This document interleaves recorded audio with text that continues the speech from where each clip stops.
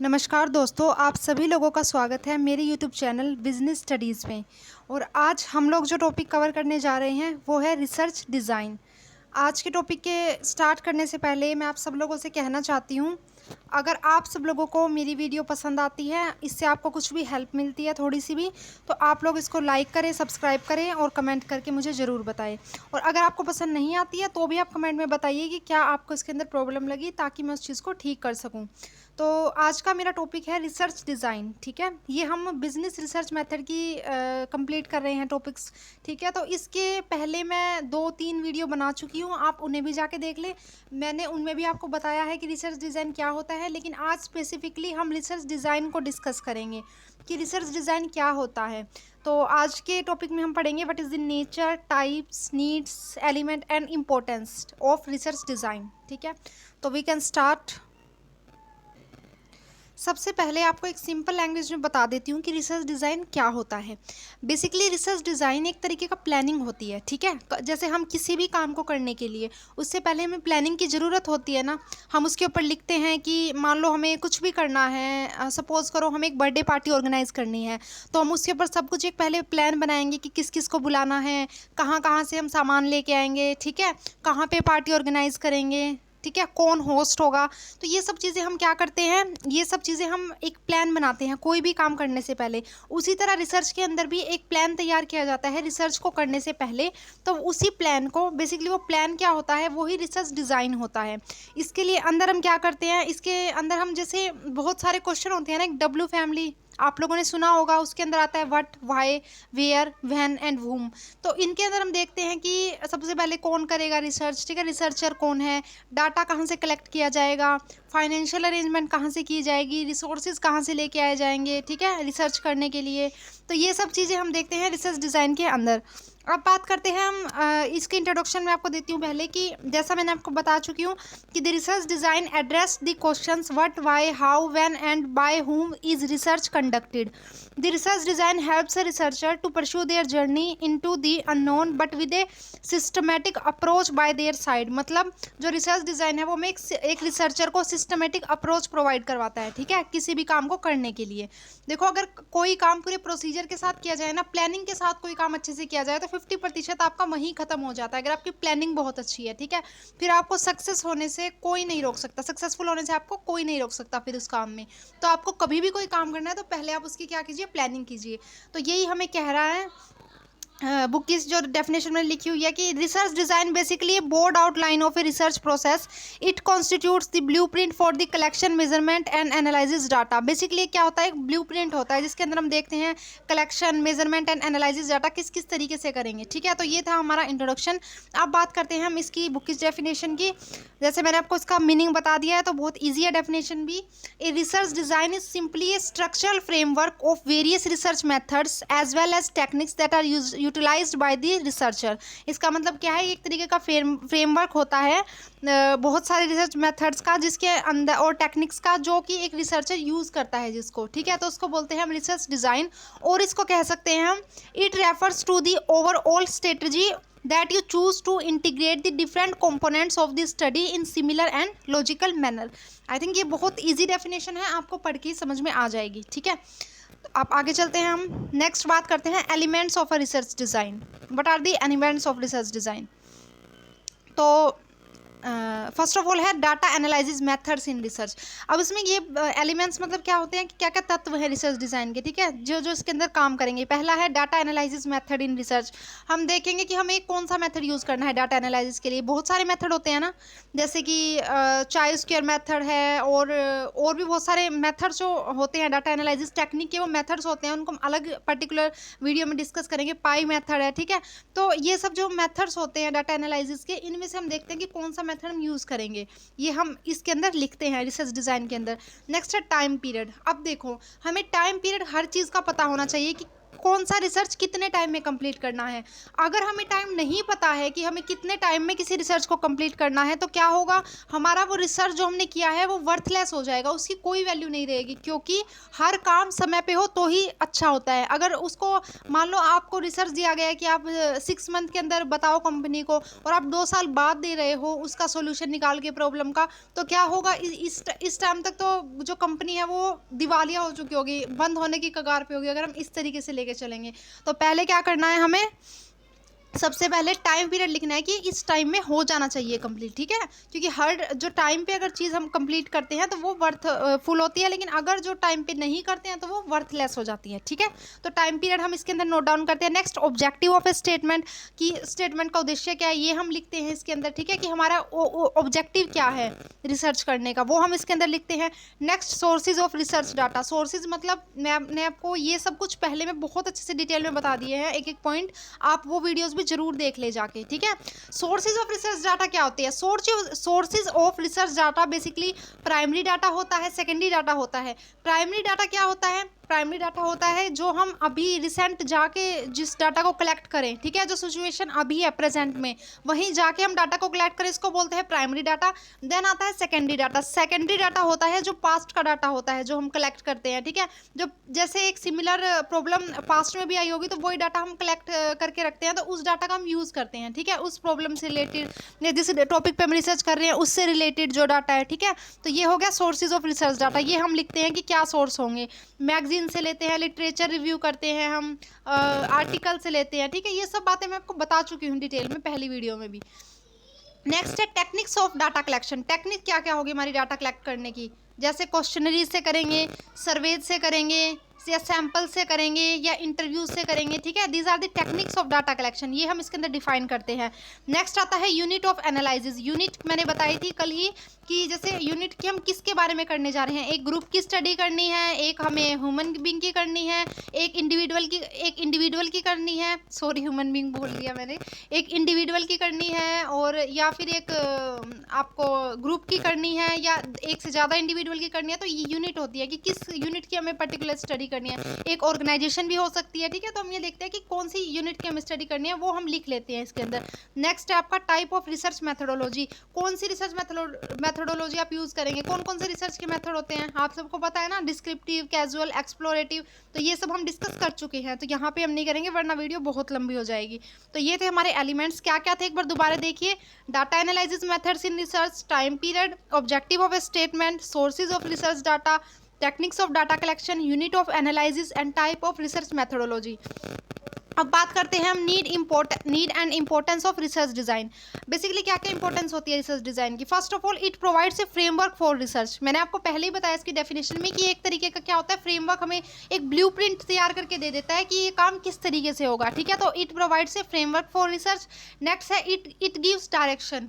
Line से ही पता चल रहा है, इट गिव्स डायरेक्शन मतलब ये एक रिसर्चर को डायरेक्शन प्रोवाइड करवा देता है कि आपको यहाँ इस डायरेक्शन में चलना है, यहाँ से आपको सोर्सेज कलेक्ट करने हैं, इस चीज़ से आप डाटा कलेक्ट कर सकते हैं। क्योंकि ये आपको एक रियल प्रॉब्लम जो होती है, जो ऑब्जेक्टिव होता है, हम उसको लिख लेते हैं। जब हमें अपना ऑब्जेक्टिव पता है तो फिर हम ईजी फॉलो कर सकेंगे, और जब ऑब्जेक्टिव ही नहीं पता होगा तो हम किस तरीके से फिर फॉलो करेंगे नेक्स्ट स्टेप्स को। नेक्स्ट है helpful in decision making. Obviously जब हम इसको बना लेंगे, कंप्लीट कर लेंगे, तो ये डिसीजन में हेल्प करेगा। जैसे कि हमें डिसीजन लेना है कि हमें डाटा कहाँ से कलेक्ट करना है, डिसीजन लेना है हमें इसके रिगार्डिंग कि हमें कौन कौन से सोर्सेज यूज़ करने हैं, ठीक है। तो ये सब चीज़ें में भी हेल्प करेगा।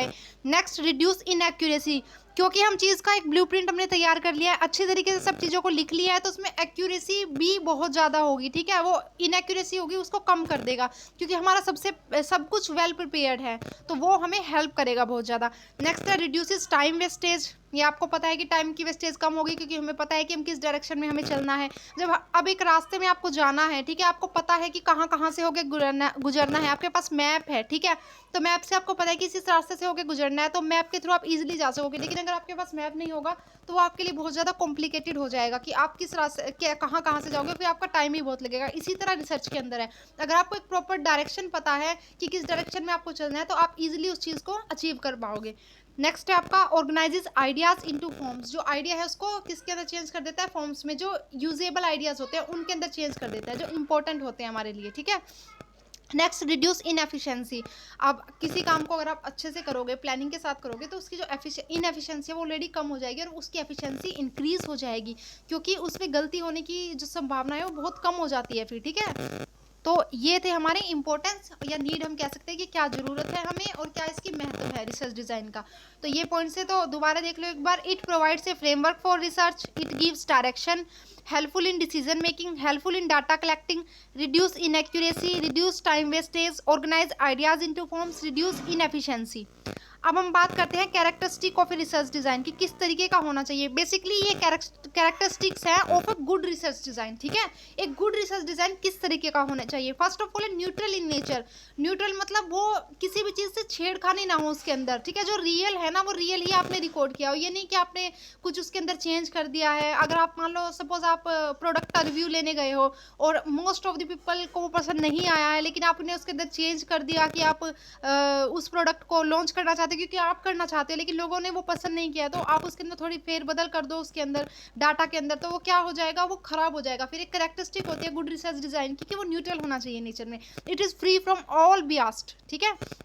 बायसनेस से वो क्या होना चाहिए, फ्री होना चाहिए। नेक्स्ट है systematic process. It is obviously अगर ये सिस्टमेटिक प्रोसेस तो होता ही है रिसर्च डिज़ाइन की, हम उसके अंदर पूरी प्लानिंग करते हैं अच्छे से, तो ये एक सिस्टमेटिक प्रोसेस होता है। नेक्स्ट, रिलिएबिलिटी।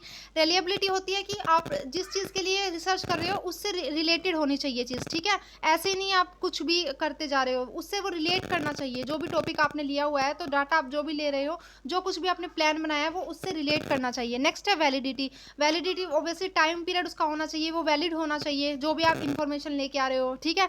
Next, objectivity. ऑब्जेक्टिविटी वही होता है कि फ्री किसी भी तरह की आप इसके अंदर क्या ना करो, कोई भी तरह की आप बायसनेस ना लेके आओ, जो चीज़ रियल है आप उसी चीज़ को लिखो। नेक्स्ट, इंफॉर्मेटिव है। ऑब्वियसली इंफॉर्मेटिव होना चाहिए, जो हमें इंफॉर्मेशन प्रोवाइड करवा सके कि क्या हमारा ऑब्जेक्टिव है, क्या हमारे सोर्सेज होंगे, क्या कैसे लेके चलना है आगे हमें प्रोसेस को। नेक्स्ट है क्लियरली डिफाइंड रिसर्च क्वेश्चन। जो रिसर्च क्वेश्चन है उसको क्लियरली डिफाइन करता हो। तो ये थी कैरेक्टरिस्टिक्स, क्या क्या है, neutral in nature, systematic process, reliability, validity, objectivity, informative, clearly defined research question. अब बात करते हैं हम टाइप्स ऑफ रिसर्च डिज़ाइन की। तो देयर आर वेरियस टाइप्स, ये हम एक वीडियो में अलग से डिस्कस कर चुके हैं इसके सभी टाइप्स। मैं फिर कह रही हूँ कि आप लोग वो वीडियो भी देखिए, तभी आप इसको अच्छे से समझ पाएंगे। टाइप्स ऑफ रिसर्च डिज़ाइन के अंदर हमने डिस्कस किया है एक्सपेरिमेंटल एंड ऑब्जर्वेशनल। ऑब्जर्वेशनल के फर्दर पार्ट्स में डिवाइडेड है longitudinal, casual and cross sectional, ठीक है। तो इनको एक एक करके हम पढ़ते हैं। पहला है आपका एक्सपेरिमेंटल। एक्सपेरिमेंटल बहुत बार मैं बता चुकी हूँ। एक्सपेरिमेंट के अंदर हम क्या करते हैं, किन्हीं दो वेरिएबल के बीच में कॉज एंड इफेक्ट का रिलेशनशिप निकालते हैं, ठीक है, which is based on hypothesis. कि हम एक अजम्पशन मानते हैं और फिर हम क्या करते हैं, कुछ वेरिएबल्स होते हैं उसके अंदर dependent and independent, and then उनके बेस पे हम क्या निकालते हैं, उनके बेस पे हम अपना आंसर निकालते हैं, ठीक है। जैसे कि आपको पता है कि अगर आसमान में बादल हो रहे हैं, ठीक है, आसमान में बादल हैं, तो आप अजम्पशन लगाओगे कि अब बारिश होगी, ठीक है। तो बारिश होने का कारण क्या है, बादल होने की वजह से क्या हो रहा है, बारिश हो रही है, ठीक है। तो ये हमने क्या लगाई, अजम्पशन, और इसके बेस पे हमने कॉज और इफेक्ट का रिलेशनशिप बनाया। दो हमारे पास वेरिएबल है, डिपेंडेंट और इंडिपेंडेंट, और आगे हम क्या करेंगे, एक्सपेरिमेंट करेंगे कि वर्षा होती है या नहीं होती है, ठीक है। तो ये होते हैं एक्सपेरिमेंटल। ये मैं कह रही हूँ कि मैंने इस एक वीडियो में इनको अलग से समझा दिया है सारा। तो experimental research also called experimentation, it is research which is conducted using a scientific approach using two or more variables. The first variable is a constant that you can manipulate to see the difference caused in the second variable. Most study under quantitative research methods are experimental in nature. There are various type of experimental research, ठीक है। तो ये types होते हैं experimental research के, pre experimental, true experimental and quasi experimental. जो pre experimental होता है उसके अंदर हम क्या करते हैं, उसके अंदर हम पहले एक्सपेरिमेंट करते हैं, ठीक है। जैसे हमने किसी एक सैंपल पे हमें टेस्ट करना है पॉपुलेशन के, तो हम उनको ऑब्जर्व करेंगे, तो पहले हम एक्सपेरिमेंट कर रहे हैं, ठीक है। उसके बाद हम क्या लेंगे, उसके बाद हम रिजल्ट निकालेंगे कि ये होगा या नहीं होगा, तो इसमें पहले एक्सपेरिमेंट करते हैं हम, ठीक है। एक्सपेरिमेंट के बाद हम ये देखते हैं कि फर्दर रिसर्च करना चाहिए हम इस चीज़ पे या नहीं करना चाहिए, ठीक है। इस क्वेश्चन का आंसर निकालते हैं हम उसके बाद। तो ये प्री एक्सपेरिमेंटल हो गया। ट्रू होता है जिसके अंदर हम प्रॉपर डाटा एनालाइज करके हम एक्सपेरिमेंट करते हैं, उसको बोलते हैं ट्रू एक्सपेरिमेंटल, ठीक है। नेक्स्ट है क्वाजी एक्सपेरिमेंटल। क्वाजी एक्सपेरिमेंटल होता है जो हम एक्सपेरिमेंट करते हैं कुछ पॉपुलेशन एक मिनट। तो जो क्वाजी एक्सपेरिमेंटल होता है ना, वो एक प्री ट्रू एक्सपेरिमेंट की तरह ही होता है, ठीक है। लेकिन इसके अंदर क्या डिफरेंस होता है, बेसिकली इसके अंदर हम रैंडमली सिलेक्ट नहीं करते हैं चीज़ों को, ठीक है। और जो ट्रू के अंदर होता है उसके अंदर हम रैंडम सिलेक्शन करते हैं चीज़ों का। रैंडम सिलेक्शन आप लोग जानते होंगे ना, जैसे उसमें करते थे सैम्पलिंग में, हम रैंडमली सिलेक्ट करते थे चीज़ों को। तो उसी तरीके से हम क्वाजी के अंदर रैंडमली सिलेक्ट नहीं करते हैं, ट्रू के अंदर हम सिलेक्ट करते हैं। तो ये बेसिक डिफरेंस होता है। अदरवाइज ये भी कॉज एंड इफेक्ट रिलेशनशिप ही बताता है हमें, ठीक है। तो ये है एक्सपेरिमेंटल। अब बात करते हैं ऑब्जर्वेशनल। ऑब्जर्वेशनल के अंदर क्या होता है, जैसे नाम से पता चल रहा है, इसके अंदर हम क्या करते हैं, डायरेक्ट ऑब्जर्वेशन करते हैं किसी फिनोमिना का इन देयर नेचुरल सेटिंग के अंदर, ठीक है। इसमें हम चीज़ों को ऑब्जर्व करते हैं, जैसे किसी पॉपुलेशन के सैंपल को हम क्या कर रहे हैं, ऑब्जर्व कर रहे हैं कि उनका बिहेवियर कैसा है, ठीक है। किसी शॉप पे हम एक्सपेरिमेंट करने गए अपने प्रोडक्ट के लिए, तो हम वहाँ पे देखते हैं जाके कि वो किस तरीके का बिहेवियर है उनका उस प्रोडक्ट के प्रति, ठीक है। तो ये होती है ऑब्जर्वेशनल रिसर्च स्टडी, जो डायरेक्ट ऑब्जर्वेशनल फिनोमिना को स्टडी करते हैं हम नेचुरल सेटिंग के अंदर। इसके फर्दर डिवाइड है कि लॉन्गिट्यूडनल। लॉन्गिट्यूडनल क्या होता है, लॉन्गिट्यूडनल स्टडी और सर्वे, क्या इसको पैनल स्टडी भी बोलते हैं। ये एक रिसर्च है जिसके अंदर हम क्या करते हैं, repeated observation of the same variable, ठीक है। एक ही वेरिएबल को हम बार बार ऑब्जर्व करते हैं, ठीक है। जैसे पीपल हो गया, पीरियड्स ऑफ टाइम हो गया, बार बार हम उसी को ऑब्जर्व करेंगे और उसके बेस पे हम अपना डिसीजन लेंगे। तो it is it often a type of observational study, although it can also be structured as longitudinal experiment. Next है cross sectional experiment. Cross sectional experiment के कौन सा होता है, जिसके अंदर हम डाटा बहुत सारे रिसोर्सेज से क्या करते हैं, बहुत सारे इंडिविजुअल से हम डाटा इकट्ठा करते हैं at single point of time पे, उसको बोलते हैं क्रॉस सेक्शनल डिजाइन, ठीक है। कि एक सिंगल पॉइंट ऑफ टाइम में हम बहुत सारे इंडिविजुअल से डाटा कलेक्ट, जैसे फॉर एग्जांपल हम बात करते हैं क्रॉस सेक्शनल की, कि किस तरीके से आप डाटा कलेक्ट करते हो डिफरेंट इंडिविजुअल से सिंगल पॉइंट ऑफ टाइम पे। जैसे कि फॉर एग्जांपल डॉक्टर हैं, ठीक है, उन्हें रिसर्च करना है कैंसर से रिलेटेड, ठीक है। तो कैसे करेंगे वो, ऐसा तो है नहीं कि एक पॉपुलेशन की करेंगे, नहीं, वो डिफरेंट एजेस के लोगों की स्टडी करेंगे और तब पता लगाएंगे कि उनमें कैंसर के क्या क्या रीज़न होते हैं। वो जोग्राफिकल स्टडी करेंगे, ठीक है, बाकी वो स्टडीज़ करेंगे हर चीज़ से रिलेटेड, ठीक है, जो भी यूज़ होगी उनकी स्टडी के अंदर, जैसे जियोग्राफिकल लोकेशन, सोशल बैकग्राउंड, सब कुछ चेक करेंगे, तब जाके वो अपना क्या लेंगे, डिसीजन लेंगे। तो हम डिफरेंट इंडिविजुअल से ले रहे हैं ये, ठीक है। तो डिफरेंट एजेस ग्रुप है उनके, डिफरेंट उनके सोशल बैकग्राउंड है। तो इस चीज़ को ध्यान में रख के हम हर की स्टडी कर रहे हैं एक सिंगल पॉइंट ऑफ टाइम पे, तो इसको बोलते हैं cross sectional study. In cross sectional research you observe variable without influencing them, ठीक है, आप ऑब्जर्व करते हो वेरिएबल्स को। नेक्स्ट है कैजुअल रिसर्च डिज़ाइन। ये होता है कॉज एंड इफेक्ट रिलेशनशिप जो हमें बताए टू और मोर देन टू वेरिएबल के बीच में, उसको हम बोलते हैं कैजुअल रिसर्च डिज़ाइन, ठीक है।